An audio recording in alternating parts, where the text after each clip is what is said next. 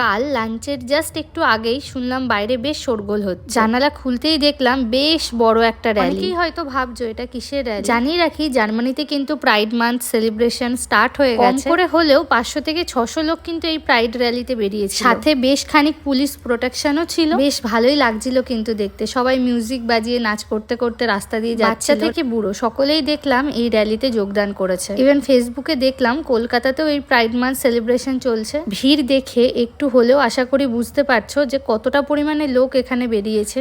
জার্মানিতে এসে একটা জিনিস বুঝেছি যে এরা মোস্ট অফ দ্য অকেশনের সেলিব্রেশন কিন্তু এইভাবে র্যালি করেই করে।